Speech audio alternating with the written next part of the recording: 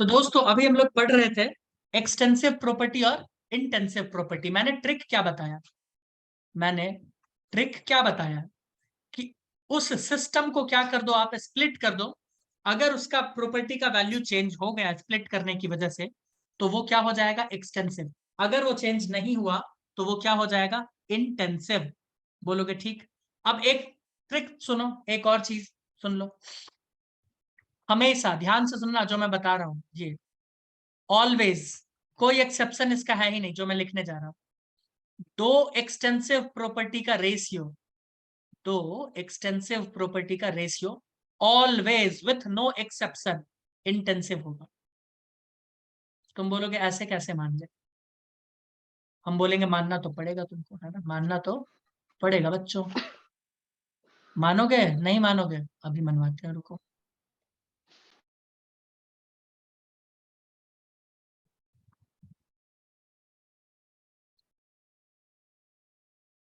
ये एक क्यूब है, लोहे का या कोई मेटल का, कुछ का भी समझ जाओ, ठीक है।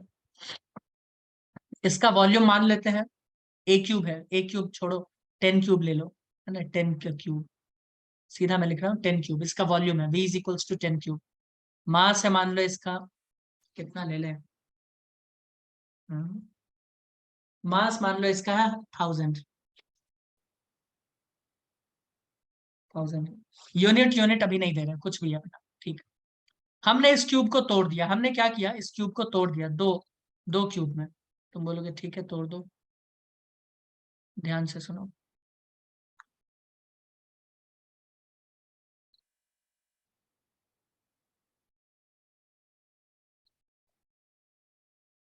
छोटे छोटे दो क्यूब में इसको हमने तोड़ दिया है।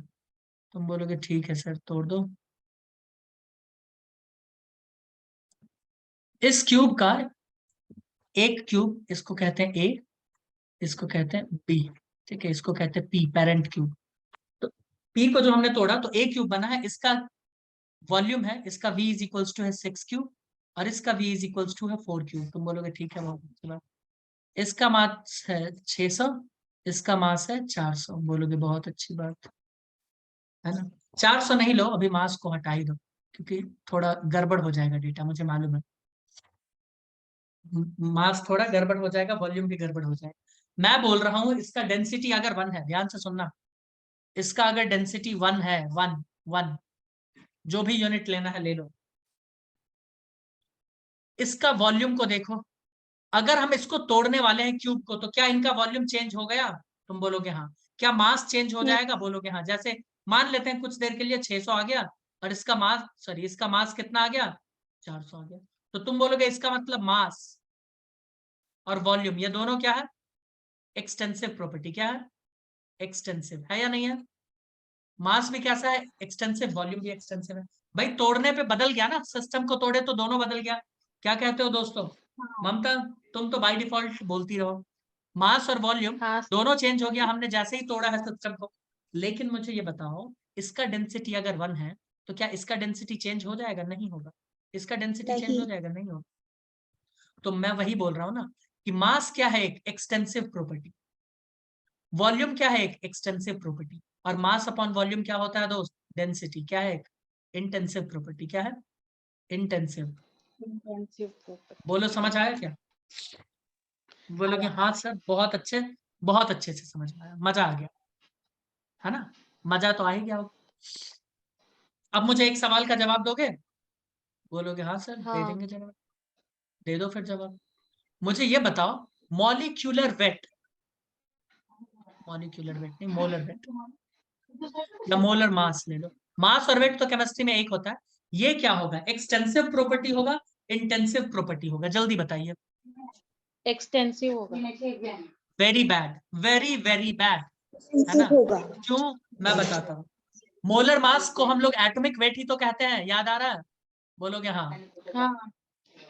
और एटॉमिक वेट को गोली मारो, कुछ देर के लिए मुझे बताओ मोल का फॉर्मूला क्या था। तुम बोलोगे मोल इज इक्वल्स टू था weight upon given weight upon molar weight. Molecular weight, है ना। या हम ये भी लिख सकते हैं molecular weight is equals to weight upon mole. तुम बोलोगे हाँ। वेट क्या होता है किसी भी चीज का, एक्सटेंसिव प्रॉपर्टी। मोल क्या होता है किसी भी चीज का, एक्सटेंसिव प्रॉपर्टी। दोनों का रेशियो मोलर मास क्या होगा? Intensive property. इंटेंसिव। एक बात बताओ चंपू जी, आयरन यहाँ पे मान लो ले लिए, आयरन क्या सोडियम ले लिए है, सोडियम को तोड़ दो तो क्या आधा हिस्सा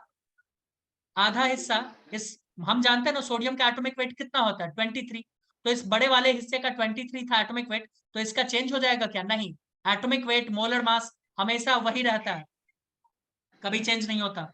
अरे हाँ या ना? नहीं समझा। कैसे समझ में आएगा?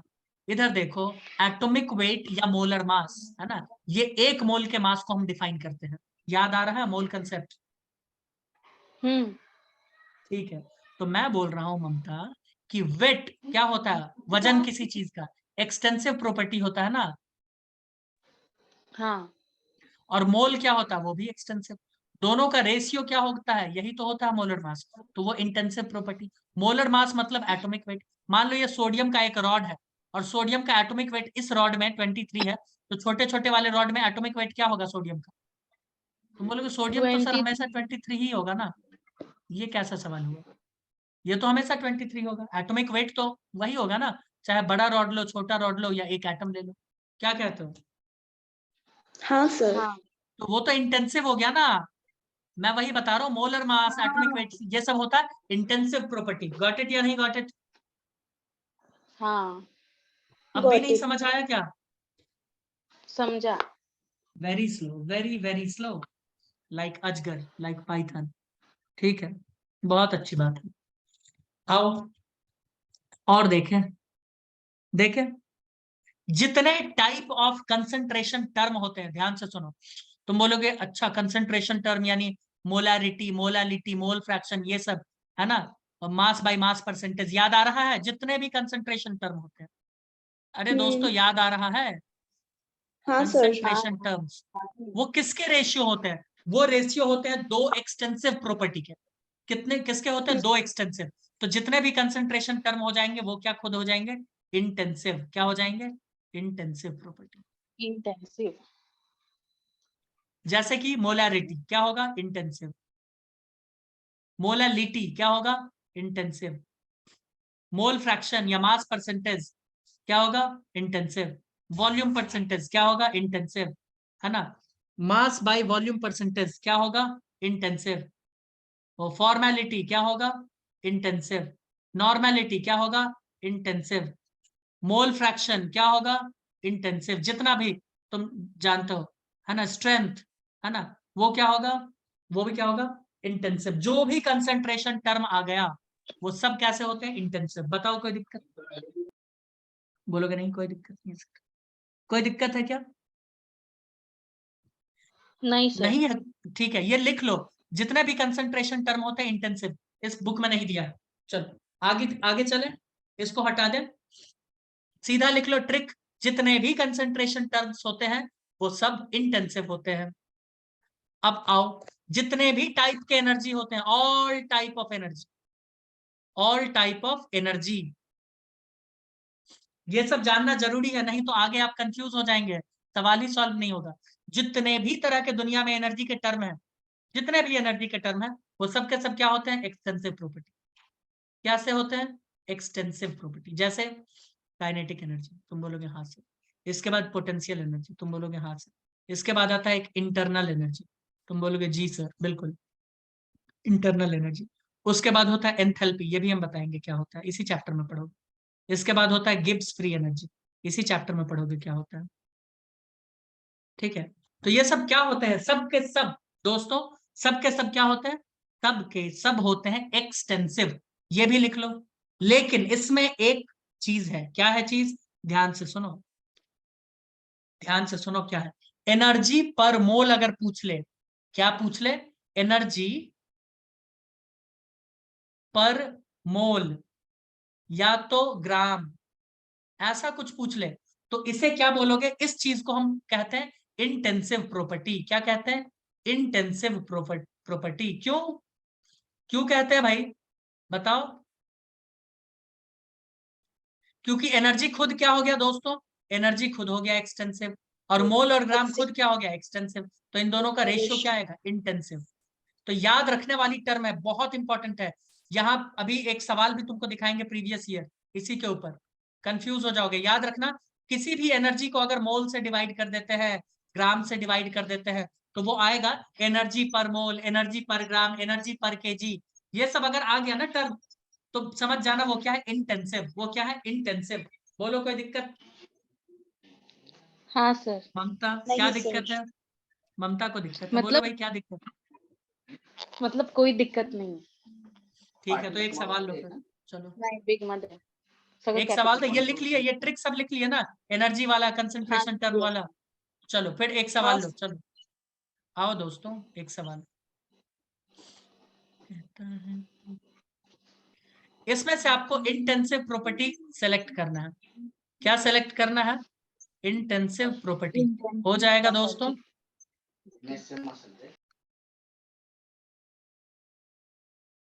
पहला है मोलालिटी, दूसरा है डेंसिटी, तीसरा है गिब्स फ्री एनर्जी,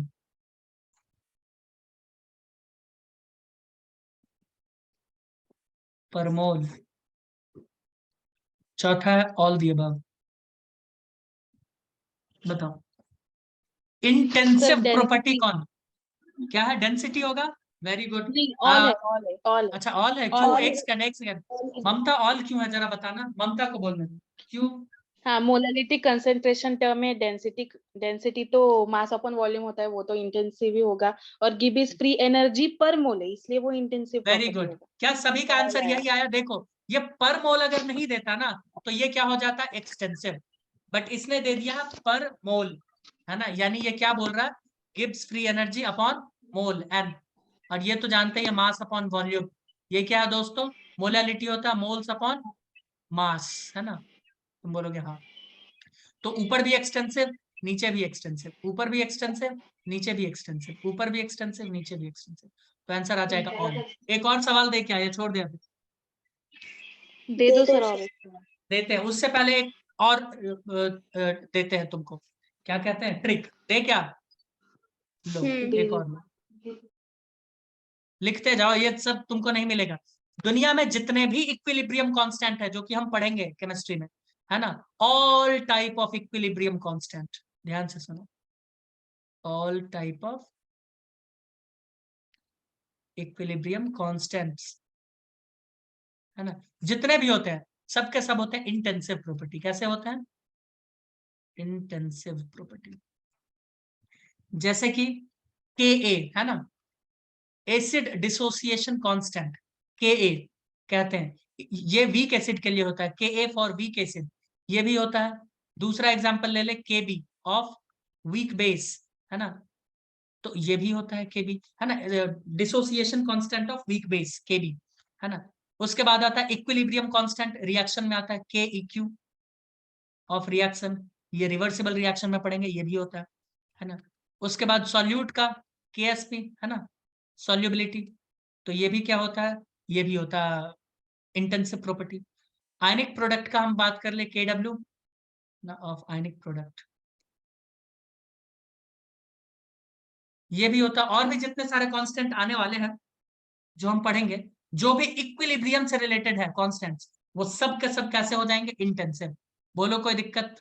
बोलोगे नहीं सर कोई दिक्कत नहीं, क्योंकि ये भी रेशियो किसके होते हैं, दो एक्सटेंसिव के। किसके रेशियो है ये, दो एक्सटेंसिव के। बोलो कोई दिक्कत? बोलो बोलो, कोई दिक्कत है क्या? नहीं. नहीं सर। ठीक है, अब देखो तुम लोग डाल्टन्स लॉ पढ़े हो या नहीं पढ़े हो, इतना मुझे नहीं पता। पढ़े हो क्या डाल्टन्स लॉ? पार्शियल प्रेशर मैंने निकालना सिखाया था।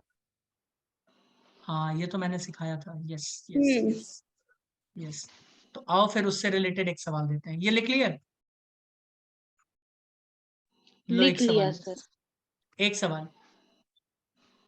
प्योर वेपर प्रेशर, है ना, ये ऐसे लिखो, vapour pressure of pure liquid क्या होगा, एक्सटेंसिव या intensive? Vapour pressure of pure liquid, बताइए ये क्या होगा, एक्सटेंसिव या इंटेंसिव? बताओ। जल्दी से बताइए दोस्तों।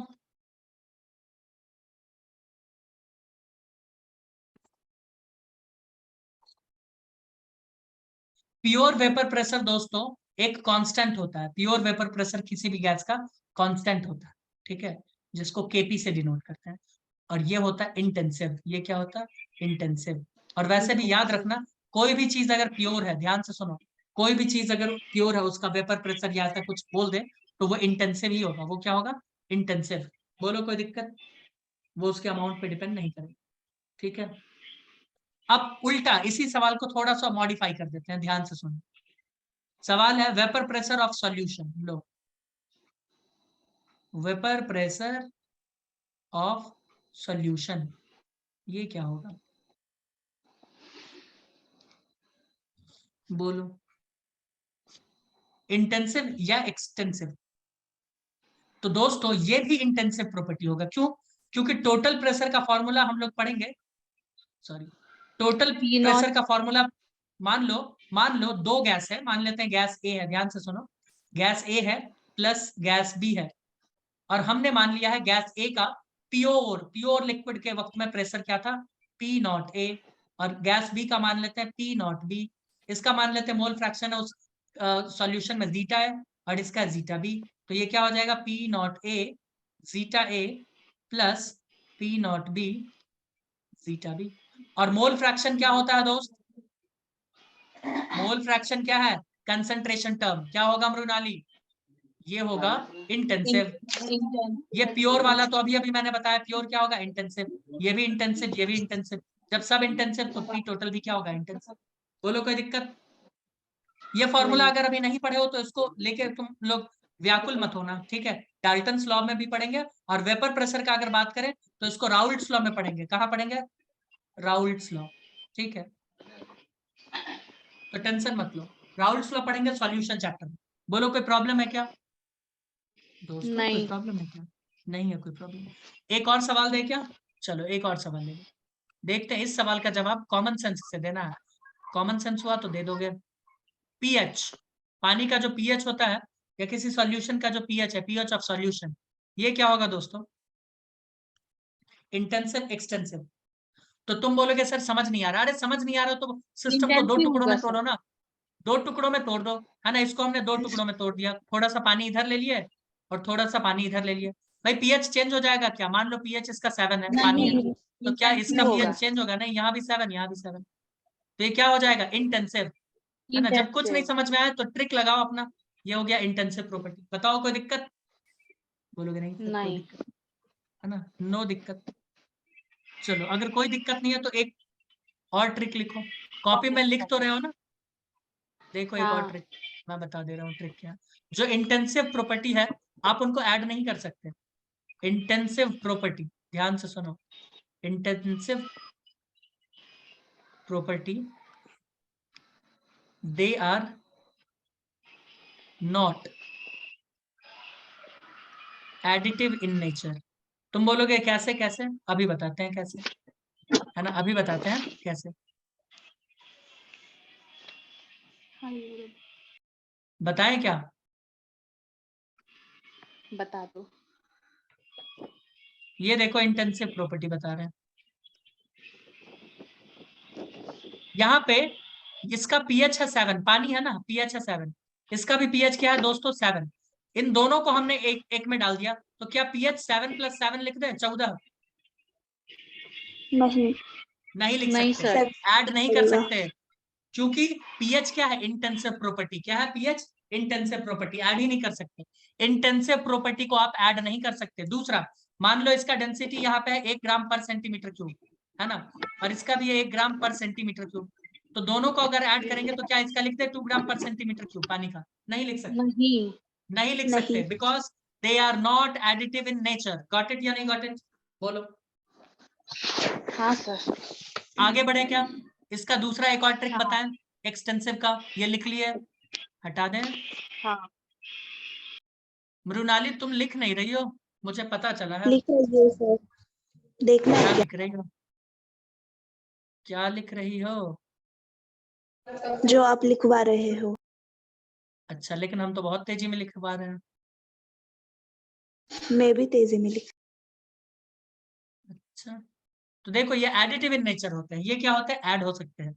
अभी मैंने बताया था ना, पानी ही ले लो ना, पानी में इधर कितना है, 5 लीटर पानी है मान लो, इधर भी 5 लीटर पानी है मान लो, है ना, और इसमें डाल दिया दोनों को तो 10 लीटर हो जाएगा ना, एक साथ ऐड कर सकते हैं यहाँ पे। पीएच को ऐड नहीं कर सकते, हाँ डेंसिटी को ऐड नहीं कर सकते, ठीक है, ये सब ऐड नहीं किया जा सकता।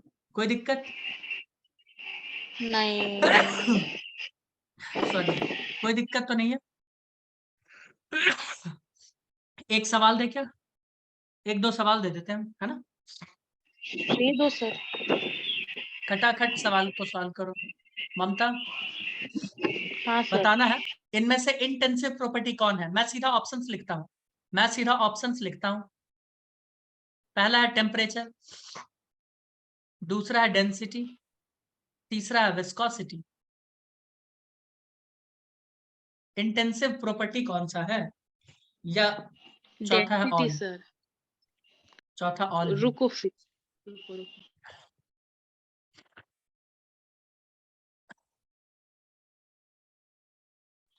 ऑल है सर।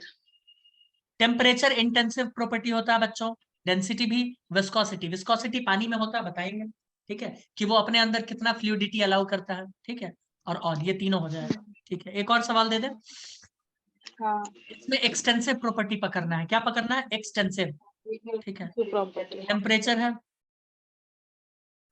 मोल फ्रैक्शन है, डेंसिटी है, इसमें एक्सटेंसिव पकड़ना है ग्रीन वाले में, ठीक है, और इंटरनल एनर्जी है। बताओ। Internal energy extensive. Very good, extensive में ऑल एनर्जीज आते हैं, ठीक है। एक और दे दे क्या, दे दो। ले लो, ले लो भाई ले लो, है ना। एक्सटेंसिव इसमें भी पकड़ो, प्रेशर, दूसरा ले लो पीएच, तीसरा ले लो एंथैल्पी, चौथा ले लो इंटरनल एनर्जी पर मोल, इसी में लगा दो पर मोल। कौन से होंगे बताओ। एक्सटेंसिव एक्सटेंसिव, बताना है ना। हाँ एक्सटेंसिव बताना, सभी लोग बताएंगे। प्रेशर। एंथैल्पी होगा, एंथैल्पी एक एनर्जी टर्म है, ये होगा एक्सटेंसिव प्रॉपर्टी। ये तो तो इंटेंसिव है, प्रेशर ये तो इंटेंसिव इंटेंसिव है, होगा फिर। ये इंटेंसिव है। हम्म। एक्सटेंसिव ये होगा, enthalpy is the energy term, enthalpy क्या है, हाँ। एनर्जी टर्म, ठीक है। कोई दिक्कत? अब हम लोग बात करेंगे, नहीं। हाँ अब हम लोग बात करेंगे कि भाई इसमें किस किस तरह के प्रोसेस होते हैं, ठीक है। उसके बाद हम लोग फिर बात करेंगे कि कितने तरह के प्रोसेस होते हैं। पहले बात करेंगे किस किस तरह के प्रोसेस, और उसके बाद कितने तरह के प्रोसेस, है ना। आओ बात कर लेते हैं, करें स्टार्ट करें उसके बारे में भी। चलो, हाँ सर। मैंने बता ही दिया है एक्सटेंसिव इंटेंसिव। देखो इसमें, देखो एक्सटेंसिव इंटेंसिव का बहुत सारा इसमें लिस्ट दे दिया है, पता नहीं क्या क्या दिया है, स्पेशल पॉइंट दिया है, मास अपॉन वॉल्यूम करके, टाइप्स ऑफ थर्मोडायनेमिक प्रोसेस, यही पढ़ने वाला है, आइसोथर्मल, आइसोबारिक, आइसोकोरिक, ये सब चीजें कर लेते हैं और बातें कर लेते हैं, करें। यस। हाँ सर। समझ तो आ रहा है ना ममता, आ रहा है। तुमसे पूछना पड़ता है बिकॉज यू नेवर रिस्पॉन्ड।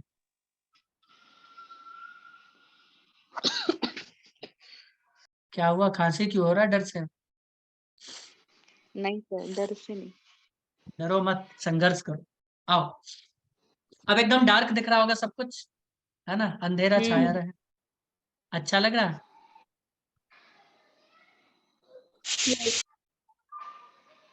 देखो मृणाली को अच्छा लग रहा है। तो हम बात कर रहे हैं टाइप्स ऑफ प्रोसेस, है ना। तुम बोलोगे कि सर ये प्रोसेस क्या होता है ना, ये भी तो बताइए प्रोसेस आखिर है क्या। तो ये एक ऐसा ऑपरेशन है, ठीक है, ये एक ऐसा ऑपरेशन। अब टर्मिनोलॉजी पे मत चले जाना कि सर क्या क्या खतरनाक वर्ड सब बोल रहे हो, नहीं, नॉर्मल सा लोकल भाषा में समझो कि किसी सिस्टम में कोई चेंज वेंज हो रहा है ना, कुछ तो चेंज होगा ना अगर कुछ करेंगे तो उसी को प्रोसेस कहते हैं। बोलोगे अच्छा ठीक है, यानी अगर इसके बारे में मैं लिखना चाहूं तो ये होता है, इट इज एन ऑपरेशन, है ना, इट इज एन ऑपरेशन चाहो तो तुम लोग भी लिख लो, by which a system undergoes a change, undergoes a change। तुम बोलोगे नहीं सर समझ नहीं आया, एक बार फिर से बताइए। तो अभी हम बताएंगे तुरंत, ठीक है? कैसे, देखो ममता ध्यान से देखो, ये है एक कंटेनर, हाँ क्योंकि तुमको ध्यान से देखने की जरूरत है ना? हाँ हाँ भी बोल रही है, देखो। तो ये एक कंटेनर है, ठीक है? इस कंटेनर में है दोस्तों गैस, क्या है? गैस। इस गैस को हमने क्या किया? दबाया। ध्यान से सुनना, इस गैस को हमने क्या किया? दबा दिया है, और दबा दबा के यहाँ पे ले आए। देखो हम क्या किए, इसको, इस गैस को यहाँ से दबा दिया है, यहाँ से दबाया है, ठीक है? यहाँ से हमने इसको दबा दिया। तो जब इसको दबाए हैं तो क्या इसका वॉल्यूम चेंज हुआ? तुम बोलोगे हाँ वॉल्यूम तो चेंज हो गया, है ना? वॉल्यूम तो इसका चेंज हुआ, प्रेशर भी चेंज हुआ होगा कुछ ना कुछ। पहले ये ए पे था, अब आ गया है बी पे, है ना? तो पहले मान लो ए पे था इसका pressure P1, volume V1, temperature T1 और N मोल, ठीक है? तो ये सब चीजें ध्यान से सुनते जाना। जब हमने इसके ऊपर कुछ प्रोसेस किया, एकदम ध्यान से सुनते जाना, जब हमने इसके ऊपर कोई कार्य किया, कुछ प्रोसेस किया सिस्टम के ऊपर, तो इसमें से कुछ चीजें चेंज हो गई। क्या हुई? कुछ चीजें चेंज हो गई। जैसे प्रेशर मान लो P2 हो गया, वॉल्यूम मान लो V2 हो गया, टेम्परेचर वैसा ही रह गया, मोल वही रह गया। तुम बोलोगे अच्छा ठीक है, वो वैसा ही चीज रह गया, टेम्परेचर में कोई चेंज नहीं आया। तो ये जो चीजें चेंज हो रही है, मैं बोल रहा हूँ जो चीजें चेंज हो रही है उसे हम लोग कहते हैं स्टेट वेरिएबल। तो तुम बोलोगे सर यहाँ तो दो ही चीज चेंज हुआ, नहीं, टेम्परेचर और मोल भी चेंज हो सकता है, टेम्परेचर और मोल भी चेंज हो सकता है ना? अगर एनर्जी ट्रांसफर कर दोगे तो भाई टेम्परेचर भी चेंज हो जाएगा, है ना? गैस ही ऐड कर दोगे तो और भी। तो ये सब इन लोगों को कहते हैं स्टेट वेरिएबल। क्या कहते हैं दोस्त? इसमें इतने टर्मिनोलॉजी है कि आप नहीं अगर बार बार याद करोगे तो कंफ्यूज होते चले जाओगे, ठीक है? तो इसे हम लोग क्या कहते हैं दोस्तों? State variable. क्या कहते हैं? State variable. ऐसा चीज, वेरिएबल का नाम ही क्या है भाई? जो चेंज हो जाए, जो फिक्स ना हो। तो मैं बोल रहा हूँ कि ऐसे ऐसे उसके प्रॉपर्टीज, ऐसे ऐसे प्रॉपर्टीज सिस्टम के जो किसी प्रोसेस के दौरान चेंज हो जाए। भाई सिस्टम है, तुम बोलोगे हाँ सिस्टम क्या है? जिसके ऊपर हम कार्य कर रहे हैं, ठीक। जब उसके ऊपर कार्य होगा, प्रोसेस होगा, तो उसमें कुछ चेंजेस आएगा, उसके जिस प्रॉपर्टी में चेंजेस आएगा उसे कहते हैं स्टेट वेरिएबल। अब बताओ कोई दिक्कत? बोलोगे नहीं अब तो कोई दिक्कत नजर नहीं आ रहा। बोलो ममता, कोई दिक्कत है क्या? नहीं कोई दिक्कत नहीं है। तो हम जल्दी से 8 मिनट के अंदर 4 प्रोसेस के बारे में समझ लेते हैं, है ना? उन चारों प्रोसेस को एक बार में समझ लेते हैं जल्दी से। समझ ले क्या हम हम्म बात कर रहे हैं? अब ध्यान से सुनते जाओ, सर एकदम पहले ध्यान से प्रोसेस सुन। में टेम्परेचर और मोल भी वाह वाह, अद्भुत अद्भुत, वेरी गुड, होगा क्या sir good girl good change? Girl. अरे ओके देखो, तो मैं बात कर रहा हूँ टाइप्स ऑफ प्रोसेस, हम प्रोसेस कैसे कैसे कर सकते हैं। तुम बोलोगे सर हमारे पास स्टेट वेरिएबल तो 4 था, प्रेशर, वॉल्यूम, टेम्परेचर, मोल। आओ सबके बारे में देखें। मोल में चेंज वेंज नहीं करना है ना, अभी देखो कब चेंज करना है कब नहीं करना। पहले हम लेंगे आइसोथर्मल प्रोसेस। हम क्या ले रहे हैं? Isothermal process. ध्यान से सुनना, हम जब उसके ऊपर कार्य करेंगे, हम जब उसके ऊपर कार्य करेंगे, किसके ऊपर? सिस्टम के ऊपर कार्य करेंगे। तुम बोलोगे ठीक है सर काम कीजिए, लेकिन हमने उसके ऊपर जितना भी काम किया, हमने उसके ऊपर जितना भी काम किया, उसके टेम्परेचर में कोई चेंज नहीं आया। उसका जो चेंज है टेम्परेचर का वो 0 रह गया। हो सकता है प्रेशर में चेंज आ गया हो सकता है वॉल्यूम में चेंज आ गया हो, बट टेम्परेचर क्या रहा दोस्तों? पूरे प्रोसेस के दौरान रिमेन कांस्टेंट। तो इस प्रोसेस को क्या कहेंगे? Isothermal process. बोलो कोई दिक्कत? बोलो कोई दिक्कत? नहीं कोई दिक्कत नहीं है ना? ऐसा प्रोसेस जिसमें through out the process temperature constant रहे उसे हम बोलेंगे आइसोथर्मल प्रोसेस। तुम बोलोगे बहुत अच्छी बात। दूसरा, हम बात कर रहे हैं आइसोबारिक प्रोसेस का, है ना? आइसोबैरिक प्रोसेस का। तुम बोलोगे ठीक, कीजिए बात। आइसोबैरिक, बार प्रेशर, बार कहां से आया? प्रेशर से आया, है ना? प्रेशर का यूनिट होता है, आइसो मतलब सिमिलर। तो हम बोल रहे हैं एक ऐसा कार्य हुआ सिस्टम के ऊपर कि मान लो वॉल्यूम चेंज हो गया, टेम्परेचर चेंज हो गया, लेकिन प्रेशर चेंज नहीं हुआ। प्रेशर पहले जितना था अभी भी उतना है, तो चेंज इन प्रेशर क्या हो जाएगा? डेल्टा पी 0, यानी पी क्या रहा? कांस्टेंट, चेंज ही नहीं हुआ, पहले जो था वही है। टेम्परेचर यहाँ पे कांस्टेंट। समझ में आया? हो सकता है कि यहाँ पे वॉल्यूम चेंज हो गया होगा, टेम्परेचर चेंज हो गया होगा, है ना। मोल अभी फिक्स ही रखो, मोल को अभी फिक्स ही रखो, ठीक है। तो इसे हम क्या बोलेंगे? Isobaric process. बोलो इन दोनों प्रोसेस में कोई दिक्कत है क्या दोस्तों? नहीं सर। कोई दिक्कत वाली बात नहीं है, ठीक। ये तो एक ही मिनट में समझ गए तुम लोग, है ना, ये तो 1 मिनट में समझ गए। मुझे ऐसा क्यों लग रहा है कि तुम लोग अब इंटेलिजेंट होते जा रहे हो? क्या ममता, मैं गलत तो नहीं बोल रहा? बहुत अच्छा मजाक किया सर आपने। स्टार्टिंग कौन करता है ये बताओ तो, कौन करता है स्टार्टिंग? सर मैंने कुछ कहा बोला, आप ही बोल रहे हैं। तुम्ही ने उस दिन मुझे झाड़ पे चढ़ा दिया था, है ना। तो आप हो भी इतने स्मार्ट ना, इसलिए बोला मैंने आपको कि आप काश बहुत हम भी, स्मार्ट हो। हम स्मार्ट होते तो अभी मंगल ग्रह पे नहीं चले गए होते, हाँ। वो टिकट भी विकट बात है। बुक बुक हो गया रहता, समझ रही हो कि नहीं? और वहां जाके आलू का खेती करते। इधर आओ, आइसोकोरिक प्रोसेस का देखो। आइसोकोरिक प्रोसेस में आप कुछ भी चेंज कर लो, प्रेशर चेंज कर दो, टेम्परेचर चेंज कर दो, लेकिन यहाँ पे वॉल्यूम ही चेंज नहीं हो रहा है उसका। पूरे सिस्टम में हो सकता है सब कुछ चेंज हो जाए, बट वॉल्यूम क्या हो जाए? वॉल्यूम क्या रहे? कांस्टेंट रहेगा। यानी तुम बोलोगे सर हम काम किए उसके ऊपर, प्रेशर भी चेंज हो गया, टेम्परेचर भी चेंज हो गया, बट वॉल्यूम चेंज नहीं हो रहा। तो इस तरह के प्रोसेस को क्या बोलोगे? Isochoric process. क्या बोलेंगे? Isochoric process. बोलो कोई दिक्कत? नहीं बताइए कोई दिक्कत है? कोई दिक्कत नहीं है। अब नहीं। आते हैं एडियाबैटिक प्रोसेस। अब क्या आते हैं? Adiabatic process. एडियाबैटिक प्रोसेस में क्या होता है? देखो इसमें थोड़ा सा तुम कंफ्यूज हो जाओगे, बट मैं इस कंफ्यूजन को जीवन भर के लिए दूर कर दूंगा। क्योंकि बच्चे कंफ्यूज कहाँ होते हैं मैं बताता हूँ। इसमें मैं बोल रहा हूँ कि इसमें हीट का कोई आदान प्रदान नहीं होगा, है ना। यानी डेल्टा क्यू या फिर क्यू भी लिखो, दोनों बराबर ही होते हैं, जीरो। ये डेल्टा क्यू क्यू क्या होता है अभी मैं बताता हूँ। इसको हम हीट कहते हैं। क्या कहते हैं? हीट। यानी मैं बोल रहा हूं ऐसा प्रोसेस है जिसके ऊपर तुम काम कर रहे हो, तुम बोलोगे ठीक है सर काम कर रहे हैं, है ना। इसमें प्रेशर, वॉल्यूम, टेम्परेचर चेंज हो सकता है, बट हीट का आदान प्रदान नहीं होगा। हीट का ना आना होगा ना जाना होगा, समझे? हीट का ना आना होगा ना जाना होगा। चेंज इन हीट वो क्या होगा? जीरो। यानी अगर ये एक बक्सा है, ध्यान से सुनो, ये एक बक्सा है, इसके ऊपर आप कार्य कर रहे हो, बट ना हीट बाहर जा रहा है ना बाहर से हीट अंदर आ रहा है। तो इस तरह के प्रोसेस को हम क्या बोलेंगे? Adiabatic process. क्या बोलेंगे? एडियाबैटिक। तो अब तुम्हारे मन में एक सवाल आएगा कि सर फिर ये टेम्परेचर क्या है और ये हीट क्या है, ये लफड़ा क्या है इसका, है ना। मन में ये दुविधा उठ रहा होगा, हाँ या ना, कि ये टेम्परेचर का क्या लफड़ा है और ये हीट का क्या है। तो आओ ध्यान से देखो, 2 मिनट में अगर समझा पाए तो ठीक है, नहीं तो काफी दिक्कत हो जाएगा। बहुत इंपॉर्टेंट है ये टर्म, ध्यान से और एक समझना। मीटिंग। हाँ ध्यान से सुनते जाना। मैं बोल रहा हूँ कि ये एक सिस्टम है, और मान लो यहाँ सराउंडिंग है ना, दूर है। ये मान लो सिस्टम है हमारा, ये है इसका सराउंडिंग, ठीक है, ये इसका है सराउंडिंग। मैं बोल रहा हूँ कि मुझे एनर्जी को ट्रांसफर करना है, ध्यान से सुनना। मैं बोल रहा हूँ कि मुझे ए से बी तक एनर्जी को ट्रांसफर करना है। किसको? एनर्जी। तो एनर्जी को ट्रांसफर करने का केमिस्ट्री, थर्मोडायनेमिक्स में दो तरीका है। एक तो वर्क के थ्रू हो सकता है और दूसरा हो सकता है हीट के थ्रू। तुम बोलोगे ठीक, वर्क के थ्रू होगा तो कैसे होगा? ये सिस्टम इसके ऊपर काम करेगा और अपना एनर्जी उसको दे देगा। फिर से मैं बोलूं कि वर्क जो है उसको स्टोर नहीं किया जाता, एनर्जी को स्टोर करते हैं। अभी वर्क बताएंगे तो पढ़ाएंगे, बट 2 मिनट है, जितना समझ सकते हो समझ लो।